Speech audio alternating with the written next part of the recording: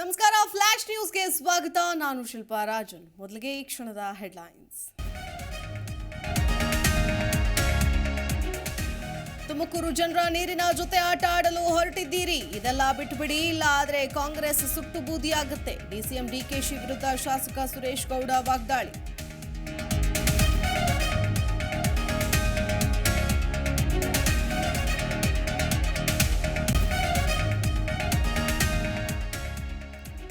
ರಾಜ್ಯ ಕಾಂಗ್ರೆಸ್ ಮೂರನೇ ಪಟ್ಟಿ ರಿಲೀಸ್. ಚಿಕ್ಕಬಳ್ಳಾಪುರಕ್ಕೆ ರಕ್ಷಾರಾಮಯ್ಯ, ಚಾಮರಾಜನಗರಕ್ಕೆ ಸುನಿಲ್ ಬೋಸ್, ಬಳ್ಳಾರಿಗೆ ತುಕಾರಾಂ, ಕೋಲಾರ ಪೆಂಡಿಂಗ್ ಇಟ್ಟ ಹೈಕಮಾಂಡ್.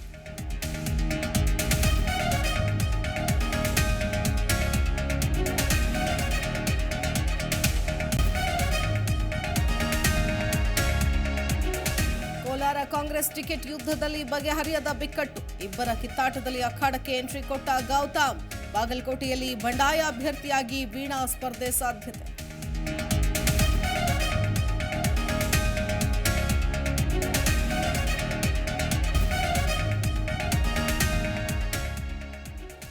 ಬಿಸಿಲಿನ ಬೇಗೆಗೆ ಸಿಲಿಕಾನ್ ಸಿಟಿ ಮಂದಿ ಹೈರಾಣ. ಆರೋಗ್ಯ ಇಲಾಖೆಯಿಂದ ಮುನ್ನೆಚ್ಚರಿಕೆ ಸುತ್ತೋಲೆ. ಮದ್ಯಪಾನ, ಟೀ, ಕಾಫಿ, ಕಾರ್ಬೊನೇಟೆಡ್ಗೆ ಬ್ರೇಕ್ ಹಾಕುವಂತೆ ಸೂಚನೆ.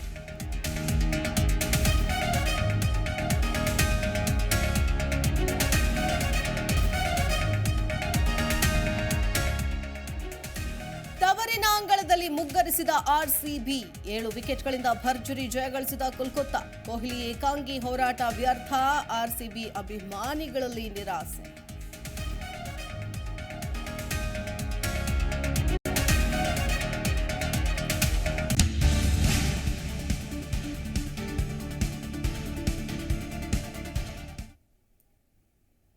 ಚಾಮರಾಜನಗರ ಕ್ಷೇತ್ರದಿಂದ ಕೈ ಅಭ್ಯರ್ಥಿ ಹೆಸರು ಪ್ರಕಟ ಆಗಿದೆ. ಕಾಂಗ್ರೆಸ್ ಅಭ್ಯರ್ಥಿಯಾಗಿ ಸುನಿಲ್ ಬೋಸ್ ಹೆಸರು ಘೋಷಣೆಯಾಗಿದೆ.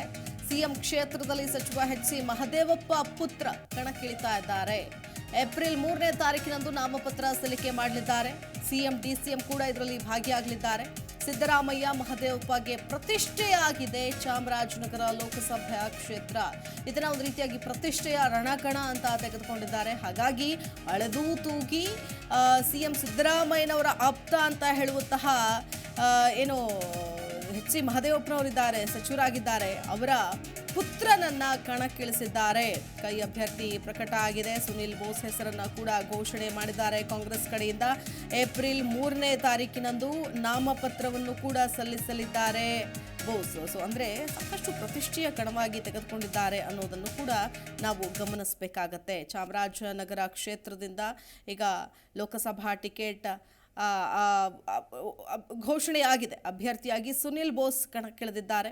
ಪ್ರತಿಷ್ಠೆಯ ರಣಕಣದ ಚುನಾವಣೆಯ ರಂಗು ಹೇಗಿರಲಿದೆ ಅನ್ನೋದನ್ನು ನೋಡಬೇಕಾಗತ್ತೆ. ಲೋಕಸಭಾ ಕ್ಷೇತ್ರದಿಂದ ಕಾಂಗ್ರೆಸ್ ಅಭ್ಯರ್ಥಿಯಾಗಿ ಹಾಲಿ ಸಚಿವರಾದ ಎಚ್.ಸಿ. ಮಹದೇವಪ್ಪ ಅವರ ಪುತ್ರ ಸುನಿಲ್ ಬೋಸ್ ಅವರ ಹೆಸರನ್ನು ಅಂತಿಮಗೊಳಿಸಲಾಗಿದೆ.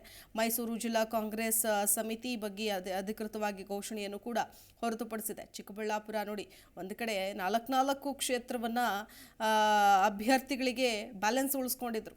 ಸೊ ಇದೀಗ ಅಂತೂ ಇಂತೂ ಅಳೆದು ತೂಗಿ ಅಭ್ಯರ್ಥಿಗಳ